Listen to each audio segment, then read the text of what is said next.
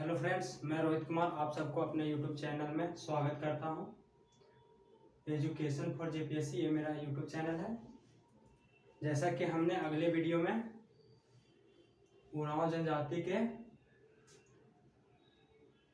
कुछ महत्वपूर्ण बातें एवं आर्थिक व्यवस्था और सामाजिक और सांस्कृतिक व्यवस्था को पढ़ाया था, उसी तरह धार्मिक व्यवस्था और शासन व्यवस्था यानी राजनीतिक व्यवस्था को बताऊंगा। तो चलिए स्टार्ट करते हैं आज का क्लास। सबसे पहले स्टार्ट करते हैं धार्मिक व्यवस्था। तो धार्मिक व्यवस्था में उरांव जनजाति के जो प्रमुख देवता है वो धर्मेश या धर्मी, ये प्रमुख देवता हैं। इन धर्मेश का अर्थ जीवन में सूर्य के समान प्रकाश देने वाले जैसे माना जाता है धर्मेश। इसके अलावा और भी इनके देवता हैं, जैसे मरांग गुरु जो कि पहाड़ देवता होते हैं, ठाकुर देव ये ग्राम देवता है, बिहवार ये सीमांत देवता है, पुरुषात्मा केवल ये जो है ये कुल देवता है। और उरांव जनजाति और भी दो पूजा मनाते हैं, जैसे भेलवा पूजा जो फसल की रोपनी के समय मनाते हैं वो भेलवा पूजा, और गोरेया पूजा जो गांव के कल्याण के लिए वर्ष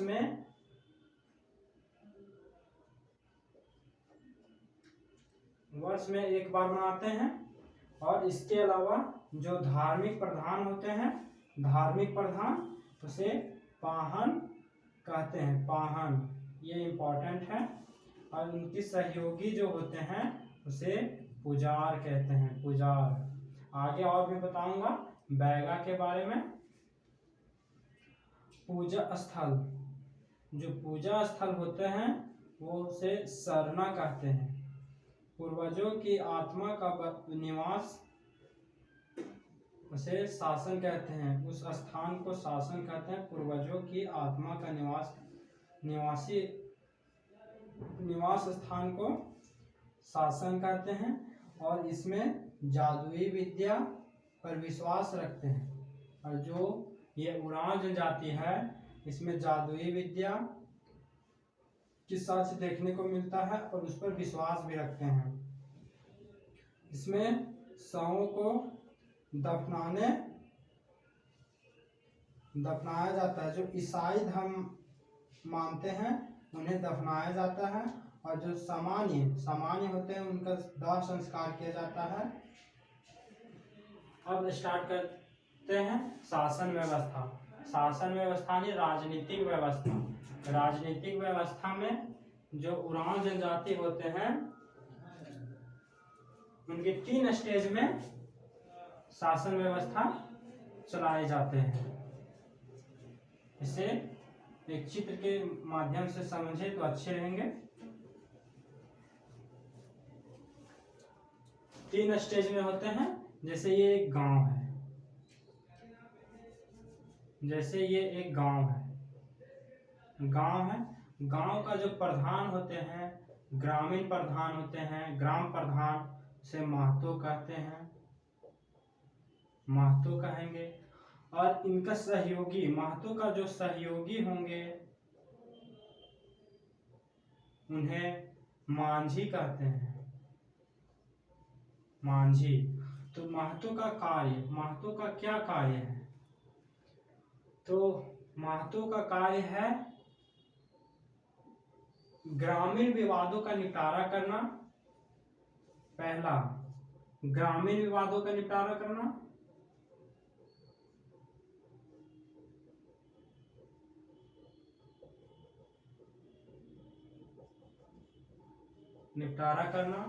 और इनके पास प्रशासनिक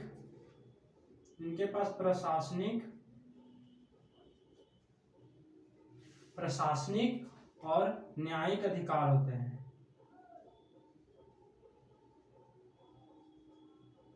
प्रशासनिक और न्यायिक अधिकार। और मांझी का क्या कार्य है? मांझी है तो इनका भी तो कोई कार्य होगा। इनका कार्य है पंचायत महतो द्वारा जो पंचायत आदेश होंगे वो लोगों तक पहुंचाना ही मांझी का कार्य होगा।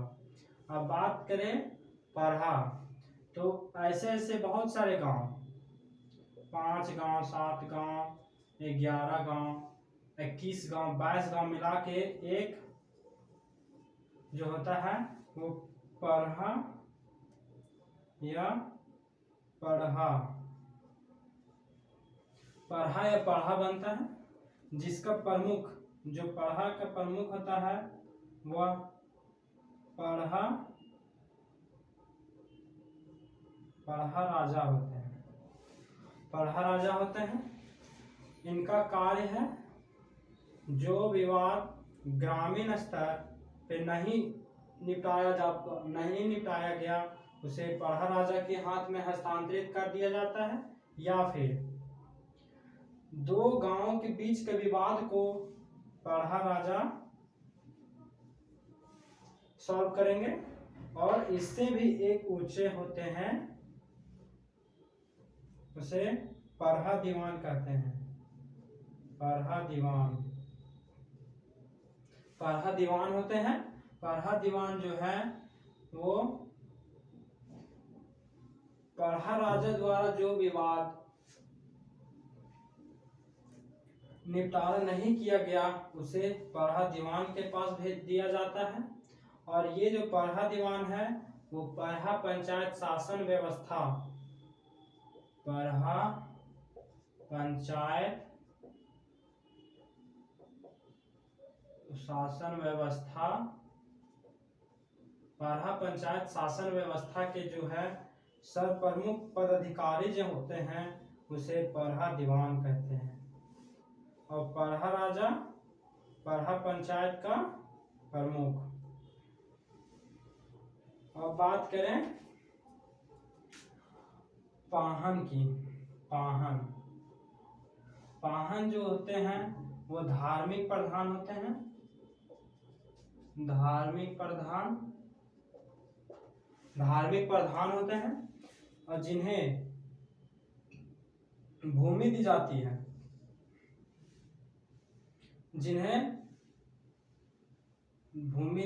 है, जिसे पहनई भूमि कहते हैं, पहनई भूमि। और इनका एक सहयोगी भी होते हैं बैगा, या उसे बैधा भी कहते हैं, बैधा। ये पाहन के सहयोग करता है। इनका काम है, जो बैगा है यानी बैधा है, इनका कार्य है ग्रामीण देवताओं को पूजा कर उन्हें शांत करना। ये बहुत ही इम्पोर्टेंट है, जो प्रीवियस ईयर में पूछा जा चुका है। बैगा का कार्य। बात करें ये जो महतो हैं, महतो के कार्यभार के पूर्व, यानी जब महतो नहीं थे, मतलब महतो ग्राम प्रधान जब महतो नहीं हुआ करते थे तब बैगा ही ग्राम का पुरोहित व लौकिक प्रधान होता था। ग्राम प्रधान यानी लौकिक प्रधान होता था। और इसमें जो गांव होते हैं उसे पनेर गांव, कोटवार गांव, प्रजा गांव, दीवान गांव और पढ़ा गांव। ये पढ़ा राजा गांव, जहां पढ़ा राजा रहते हैं जिस गांव में, उसे पढ़ा राजा गांव बोलते हैं। दीवान गांव, जो पढ़ा दीवान रहते हैं, जिस गांव में पढ़ा दीवान रहेंगे उसे दीवान गांव बोलेंगे। प्रजा गांव आम आदमी, आम जनता कह सकते हैं। आम जनता जिस गांव में निवास करेंगे, रहेंगे, उसे प्रजा गांव कहेंगे। तो अगला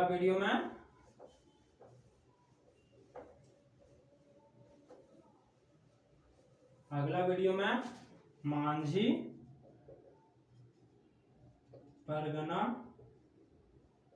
शासन व्यवस्था, जो कि संथाल जनजाति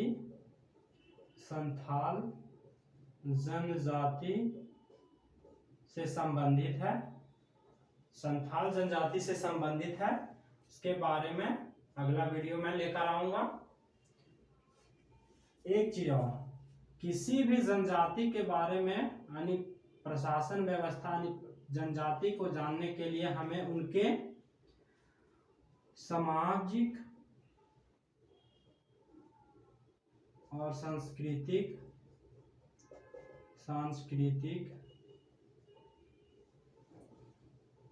आर्थिक, धार्मिक और राजनीतिक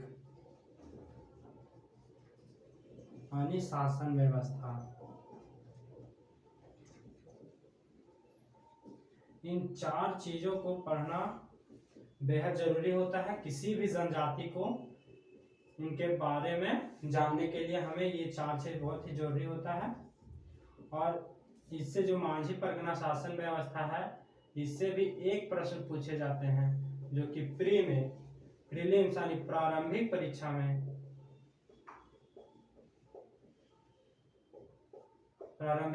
में एक प्रश्न पूछे जाते हैं, जो 2 नंबर का, वो मांझी परगना शासन व्यवस्था से पूछे जाते हैं। तो अगले वीडियो में संथाल जनजाति के सामाजिक, आर्थिक और धार्मिक, राजनीतिक, इसके एक वीडियो बनाऊंगा।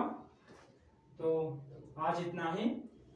आई होप दैट आप सबको ये वीडियो अच्छी लगी हो। अगर वीडियो अच्छी लगी हो तो आप चैनल को सब्सक्राइब करें, लाइक करें, कमेंट करें, जिससे मैं और भी अच्छी तरह से पढ़ा पाऊँ। Thanks for watching. Thank you.